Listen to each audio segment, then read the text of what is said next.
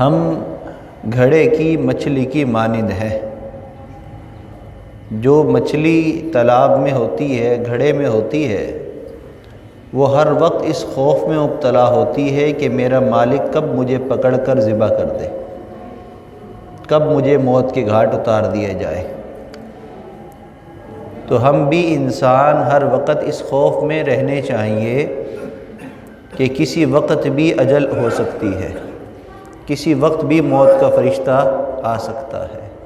اللہ تعالیٰ نے ہمیں عارضی طور پر دنیا میں بھیجا ہے، ہم یہاں پر آخرت کی تیاری کے لیے بھیجے گئے ہیں۔ ہر وقت اسی فکر میں لگے رہنا یہ عین عبادت ہے، عین عبادت ہے۔ ہر وقت اسی بات کی فکر ہونا یہ عین منشأ خداوندی ہے۔ اللہ تعالیٰ یہی چاہتے ہیں کہ ہم اسکول میں ہوں، کالج میں ہوں، آفس میں ہوں، گھر میں ہوں، شادی میں ہو، غمی ہو، خوشی ہو، فراخی ہو، تنگ دستی ہو، ہر حال میں ہمارا دھیان اللہ کی طرف ہو۔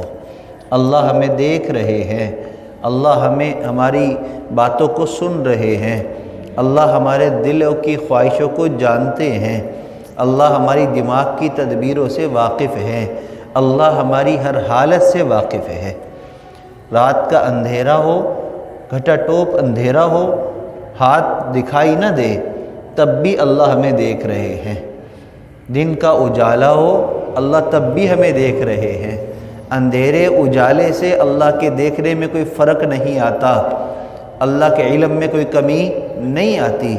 ہم جتنا مرضی دنیا والوں سے چھپ کر جو مرضی کر لیں، اللہ اس چھپی ہوئی جگہ سے بھی واقف ہے، اس جگہ کیے ہوئے عمل سے بھی اللہ واقف ہے۔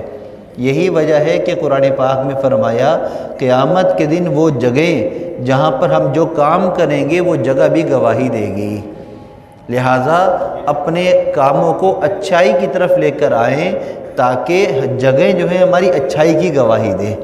دو وقت ایسے ہیں جس وقت میں فرشتے تبدیل ہوتے ہیں، ایک صبح کا وقت ہے، ایک شام کا وقت ہے۔ صبح کا وقت جب فرشتوں کی تبدیلی کا وقت ہوتا ہے، اس وقت بھی حکم کیا ہے؟ اللہ کے ذکر میں لگ جاؤ، اللہ کی یاد میں لگ جاؤ۔ شام کا وقت جب فرشتوں کی تبدیلی کا وقت ہوتا ہے، اس وقت بھی حکم کیا ہے کہ اللہ کی یاد میں لگ جاؤ، اللہ کے ذکر میں لگ جاؤ۔ ہاں، تصبحون تمسون، صبح ہو یا شام ہو، ہر وقت اللہ کی یاد میں لگے رہو۔ کیا مطلب؟ ابتدا اور انتہا اچھی ہو جائے گی تو درمیان کی کوتاہی اللہ معاف فرما دیں گے۔ اسی لیے فرمایا جس کا اول کلمہ لا الہ الا اللہ ہو، آخری کلام اس کا لا الہ الا اللہ ہو، دخل الجنہ، جنت میں داخل ہو گیا۔ کیا مطلب؟ کہ پیدا ہوئے تو کلمہ پڑھ رہے ہیں، بولنے لگے تو کلمہ بولنے لگے، قرآن پڑھ لیا، نماز پڑھ لی، نیک عمل کر لیے، اور ساتھ ساتھ غفلت کی وجہ سے، کوتاہی کی وجہ سے، خواہشات کی وجہ سے گناہ بھی ہو گئے۔ لیکن اگر مرتے وقت بھی اللہ کلمہ عطا فرما دیں، خاتمہ بالخیر ہو جائے، خاتمہ بالایمان ہو جائے، تو اللہ کے محبوب صلی اللہ علیہ وسلم نے فرمایا کہ اللہ تعالیٰ درمیان کے گناہوں میں درگزر فرما دیں گے، اس لیے کہ اس کا انجام اچھا ہو گیا۔ تو ہماری ابتدا تو ہو چکی جیسی بھی ہونی تھی، ہم اس کو بھی صحیح کر سکتے ہیں کہ ابھی ہم اپنی زبان کو اللہ کے ذکر سے رطب کر لیں، اس کو یہ خشک نہ ہونے دیں، تر کر لیں، اللہ کی یاد میں لگ جائیں، تو انشاءاللہ ہماری پچھلی کوتاہیاں معاف ہو جائیں گی، درگزر اللہ فرما دیں گے۔ جس طرح آج تک اللہ تعالیٰ نے ہمارے بدن میں بے شمار عیب ہونے کے باوجود ان کو چھپایا ہوا ہے، بے شمار گناہ کر لینے کے باوجود بھی اللہ نے ہمارے گناہوں کو چھپایا ہوا ہے۔ بالکل اسی طریقے سے اگر ہم اللہ کی یاد میں لگ جائیں گے تو اللہ مرتے وقت کلمے کی توفیق عطا فرما کر قیامت کے دن بھی ستاری والا معاملہ فرما لیں گے، قیامت کے دن بھی ہمارے گناہوں کو اللہ چھپا لیں گے۔ ہاں، ورنہ وہ دن بڑا سخت دن ہے، اس دن کی تیاری کر لینا بہت ضروری ہے، اور عقل مند شخص وہ ہے جو آخرت کی تیاری میں لگا رہے، اور اس کا ایک ہی طریقہ ہے اللہ کا خوف۔ ہاں، وَلِمَنْ خَافَ مَقَامَ رَبِّهِ جَنَّتَانِ، جو اپنے رب کے مقام خوف کو پہچان لیتا ہے اللہ اس کو 2 جنتیں عطا فرماتے ہیں۔ جو اپنے رب سے ڈر جاتا ہے، اپنے نفس کو گناہوں سے بچا لیتا ہے، اور اس کا ٹھکانہ اللہ جنت بنا دیتے ہیں۔ یہ اللہ کا وعدہ ہے، لیکن شرط یہ ہے کہ اللہ کا خوف بھی ویسا ہو جیسا ہونا چاہیے۔ امام غزالی رحمۃ اللہ علیہ فرماتے ہیں خوف کے 3 درجات ہیں۔ ایک عوام الناس کا خوف ہے۔ عوام الناس کے خوف کی مثال دی بچے کے خوف کی۔ ایک چھوٹا بچہ ہے، اس سے گلاس ٹوٹ گیا، اب اس کو یہ ڈر ہے کہ امی ڈانٹے گی، ابو ڈانٹیں گے، جو بھی بڑا دیکھے گا ڈانٹے گا، گلاس توڑ دیا میں نے۔ تو اس کے دل میں جو ڈر ہوتا ہے، یہ ہم سب کا یہ خوف ہے اللہ سے۔ کیا مطلب؟ گناہ ہو جاتا ہے پھر اللہ سے ڈرتے ہیں، اللہ کہیں وبال نہ آ جائے، کہیں اللہ پکڑ نہ فرما لے۔ نماز پڑھتے ہیں لیکن ہمیں گناہ یاد آ جاتا ہے کہ ہم نے کل گناہ کیا تھا۔ صبح فجر میں اٹھتے ہیں نماز کے لیے، رات کا کیا ہوا گناہ یاد آ رہا ہوتا ہے۔ تو یہ ہے مقام خوف عوام الناس کا، کہ گناہ ہو جاتا ہے لیکن خوف بھی آ جاتا ہے، ڈر بھی آ جاتا ہے، فوراً اللہ سے معافی مانگ، اللہ بس ابھی معاف کر دے، آئندہ نہیں کروں گا۔ شام کو پھر گناہ ہو جاتا ہے، رات کو پھر اللہ سے معافی مانگتے ہیں عشاء میں آ کر، اللہ معاف کر دے، غلطی ہو گئی اب نہیں کروں گا۔ رات کو پھر کوئی ڈرامہ دیکھ لیتے ہیں، فلم دیکھ لیتے ہیں، پھر گناہ ہو جاتا ہے۔ پھر فجر میں آتے ہیں، پھر اللہ سے معافی مانگ لیتے ہیں۔ اب یہ جو کیفیت ہے کہ نافرمانی ہو رہی ہے، ساتھ نماز بھی ہو رہی ہے، معافی بھی ہو رہی ہے، یہ مقام خوف ہے عوام الناس کا، بچے کی طرح ہے۔ غلطی ہوتی ہے معافی مانگ لیتا ہے، ڈر ہوتا ہے اللہ کا، اس کو ماں کا ڈر ہوتا ہے بچے کو کہ ڈانٹیں گی، پھر اس سے دوبارہ غلطی ہو جاتی ہے۔ یعنی کہ بچہ یہ گارنٹی نہیں دیتا کہ دوبارہ گلاس نہیں توڑوں گا یا مجھ سے دوبارہ غلطی نہیں ہوگی، اس سے پھر ہوتی ہے، بچہ ہے نا، نادان ہے۔ تو جو انسان اللہ سے معافی مانگتا ہے، اللہ کہتے ہیں یہ نادان ہے، چلو اس کو معاف کر دو، چلو اس کو معاف کر دو۔ دوسرا خوف ہے ابرار۔ ابرار کہتے ہیں نیک لوگوں کا خوف۔ نیک لوگوں کا خوف کیا ہے؟ کہ عبادت کر لیں اور پھر بھی خوف ہو کہ پتہ نہیں عبادت کا حق ادا ہوا کہ نہیں ہوا۔ ما عبدنا کا حق کا عبادت، اے اللہ تیری عبادت کرنے کا حق ادا نہیں ہوا، ہم سے ادا نہیں ہوا۔ نماز ہم نے پڑھ لی سنت کے مطابق خشوع و خضوع کے ساتھ، لیکن پھر اللہ سے معافی مانگ رہے ہیں۔ اس لیے حکم ہے کہ سلام پھرتے کیا کہیں؟ استغفر اللہ، استغفر اللہ، استغفر اللہ۔ کیوں؟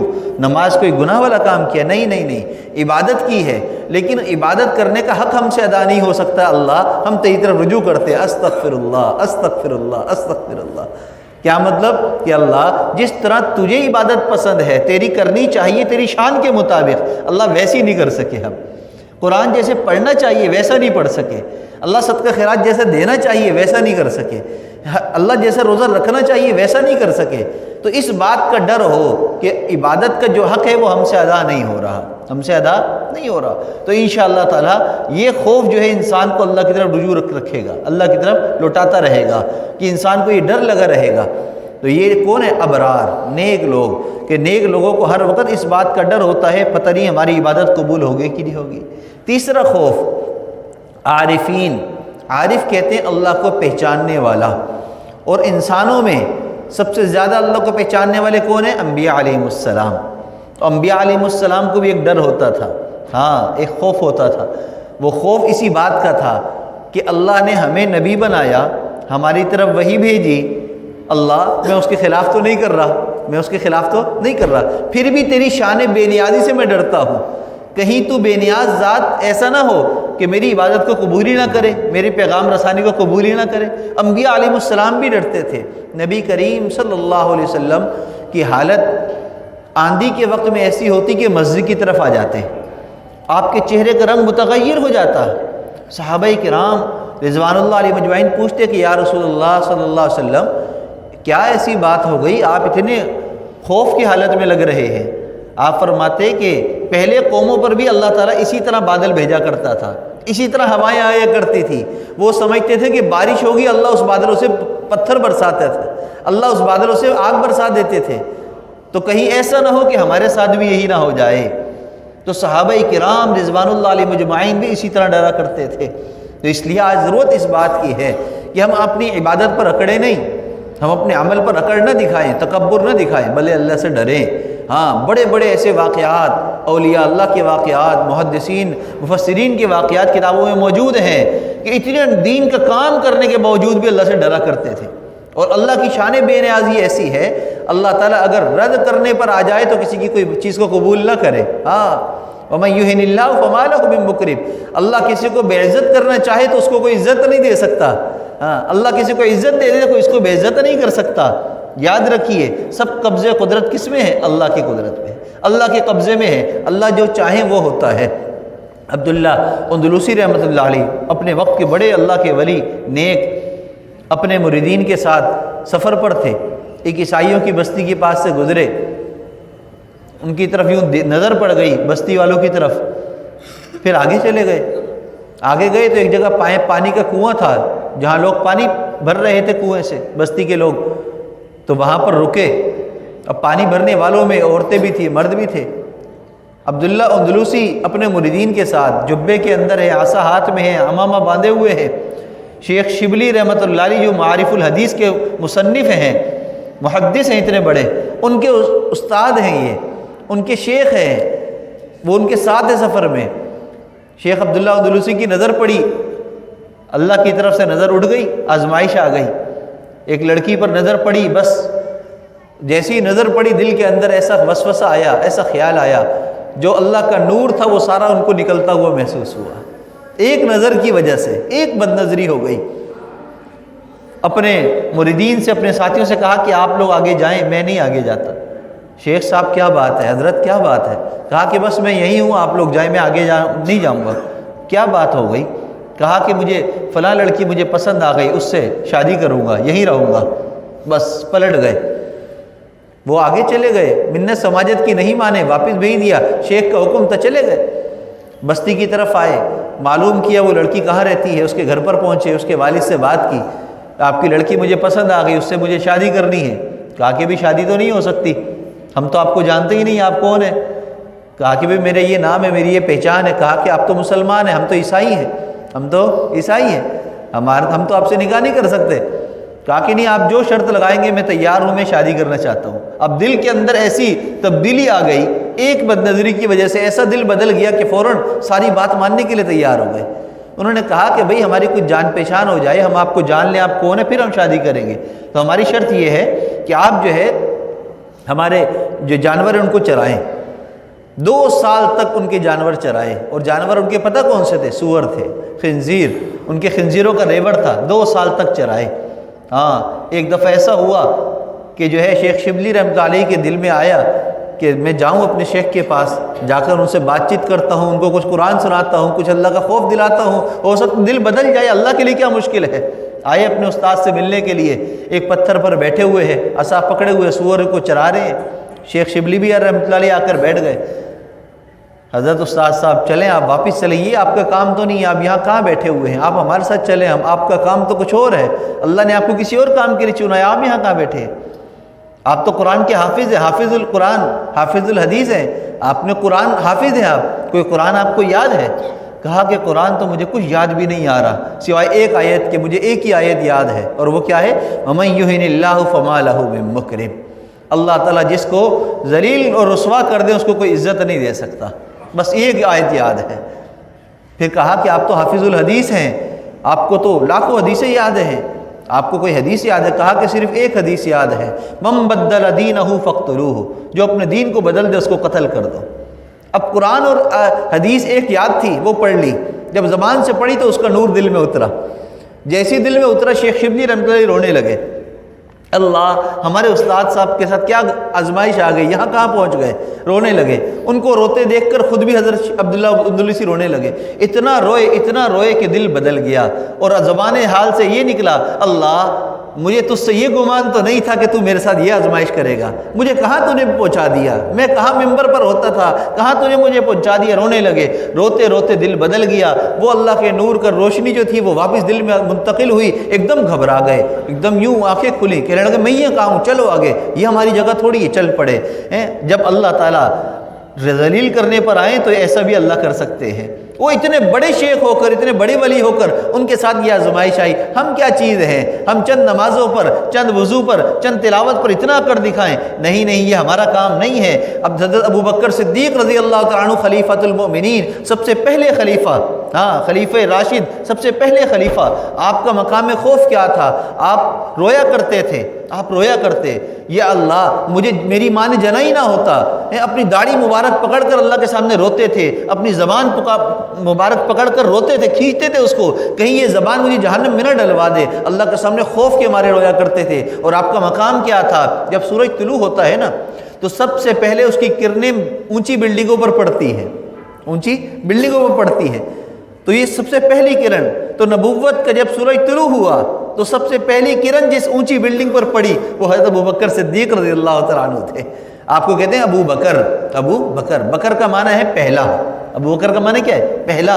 یہ پہلا وہ شخص ہے جس پر نبوت کی کرنیں پڑی ہیں، جس پر اللہ کی توحید کی کرنیں پڑی ہیں، یہ وہ پہلا شخص ہے۔ اللہ نے ان کو قبول فرمایا، ان کا مقام اللہ کے ہاں کتنا بلند ہوگا، لیکن خوف یہ تھا کہ اللہ کے آگے رویا کرتے تھے۔ امیر المومنین ہیں، اللہ کے طرف، اللہ کے محبوب صلی اللہ علیہ وسلم کی طرف سے جنت کی بشارت مل چکی ہے، پھر بھی اللہ کے سامنے رو رہے ہیں کیونکہ اللہ کا ڈر اور خوف ان کے دل میں ہوا کرتا تھا۔ حضرت عمر فاروق رضی اللہ تعالیٰ عنہ امیر المومنین ہے، آپ نے پانی طلب کیا، بیمار ہیں، کسی نے شربت پیش کر دیا، شربت کو سامنے دیکھ کر پیا اور پھر کہنے لگے، رونے لگے۔ امیر المومنین کیوں روتے ہیں؟ کہا کہ کہیں قیامت کے دن اللہ تعالیٰ یہ نہ کہہ دیں تمہاری ساری قربانیوں کے بدلے میں نے تمہیں شربت پلا دیا تھا، میں نے تمہیں مال غنیمت دے دیا تھا، اذهبتم طیباتکم فی حیاتکم الدنیا، چلے جاؤ یہاں سے، دنیا میں تمہیں سب کچھ بدلہ مل چکا۔ اللہ کے ڈر کی وجہ سے رونے لگے، کہیں اللہ قیامت کے دن یہ نہ مجھے کہہ دیں شربت پینے پر۔ اتنا ڈرتے تھے، اللہ کی نعمت استعمال کرتے ہوئے ڈر لگتا تھا۔ آخری واقعہ بیان کر کے بات کو میں ختم کرتا ہوں۔ دیکھیے یہ مقام خوف صرف انسانوں میں نہیں ہے، اللہ نے تمام مخلوقات میں رکھا ہے، تمام مخلوقات میں رکھا ہے۔ ایک شخص آیا، ایک صحابی آئے نبی کریم صلی اللہ علیہ وسلم کے پاس اور آ کر فرمایا کہ یا رسول اللہ صلی اللہ علیہ وسلم، میرا اونٹ جو ہے وہ رات کو مجھے سونے نہیں دیتا، تنگ کرتا ہے، میں دن بھر مزدوری کرتا ہوں، محنت کرتا ہوں، شام کو آ کر جب بستر پر لیٹتا ہوں تو اب اونٹ آوازیں نکالتا ہے، آپ اس کو سمجھائیں، اونٹ کو آپ سمجھائیں۔ اونٹ کو کہا کہ لے کر آؤ، اونٹ کو لے کر آیا آپ کے پاس، آپ نے اونٹ سے بات کی، آپ نے اونٹ سے کہا کہ تمہارا مالک تم سے تنگ ہے، تم سے خوف کھاتا ہے، تم اس کو تنگ کرتے ہو، جب وہ سونے کے لیے لیٹتا ہے تم آوازیں نکالتے ہو، اس کی نیند خراب کرتے ہو، وہ تمہیں چارہ پورا دیتا ہے، تمہیں آرام بھی دیتا ہے، پھر بھی تم اس کی بات نہیں مانتے، اس کے آرام میں خلل ڈالتے ہو۔ اونٹ کہنے لگا یا رسول اللہ صلی اللہ علیہ وسلم، میرا مالک بہت اچھا ہے، کھانا بھی دیتا ہے، پینا بھی دیتا ہے، بوجھ بھی زیادہ نہیں لاتا، آرام کا بھی خیال رکھتا ہے، جب بھی مجھے اس پر ڈر آتا ہے، خوف آتا ہے۔ کس بات کا خوف آتا ہے؟ کہا کہ کبھی کبھی ایسا ہوتا ہے کہ رات کو تھکا ہوا آتا ہے، کیونکہ دن کا وقت جو ہے وہ عصر کے بعد ختم ہو جاتا ہے مغرب تک، تو یہی معمول تھا زندگی کا، مغرب کے بعد رات ہو گئی، تو یہ مغرب میں جب آتا ہے، مغرب کی نماز پڑھتا ہے، کھانا کھاتا ہے، دن بھر کا تھکا ہوتا ہے، آرام کے لیے لیٹتا ہے، آنکھ لگ جاتی ہے، تو بعض مرتبہ آدھی رات گزر جاتی ہے، عشاء کی نماز اس نے نہیں پڑھی ہوتی، تو مجھے ڈر لگ رہا ہوتا ہے کہیں اس پر اللہ کا عذاب نہ آ جائے۔ میرا مالک اتنا اچھا ہے، محنت کرتا ہے، نمازیں پڑھتا ہے، مجھے چارہ دیتا ہے، مجھے اس پر ڈر لگتا ہے کہیں اللہ کا عذاب نماز نہ پڑھنے کی وجہ سے نہ آ جائے، تو میں آوازیں نکالتا ہوں تاکہ میرا مالک اٹھ جائے اور عشاء کی نماز پڑھ لے۔ ہاں، مقام خوف اونٹ کو بھی ہے۔ آج ہم انسان اتنے بے حس ہو گئے، بے ضمیر ہو گئے کہ ہمیں کوئی اللہ کا ڈر ہی نہیں ہے۔ ہم مسجد میں ہو، بازار میں ہو، شادی میں ہو، غمی میں ہو، ہر جگہ ہماری اپنی میں اور انا اتنی بڑی ہے کہ ہم کچھ نہیں دیکھتے، سب کچھ رون دیتے ہیں، عزتیں ہم تاتار کر دیتے ہیں، ہم دوسروں کو بے عزت کر دیتے ہیں، دوسروں کی حق تلفیاں کر دیتے ہیں۔ اللہ کے بندو، اونٹ ڈر رہا ہے نماز نہ پڑھنے کی وجہ سے اپنے مالک پر، تو کیوں نہ ہمیں بھی ڈرنا چاہیے اللہ سے کہ اللہ ہمیں نماز سے محروم نہ فرمائیو، ہمیں نماز کی پابندی کی توفیق عطا فرمائیو، اور ہر موقع پر اللہ اپنا خوف عطا فرمائیو۔ اللہ ہم سب کو سمجھ اور عمل کی توفیق عطا فرمائے۔ وآخر دعوانا ان الحمد للہ رب العالمین۔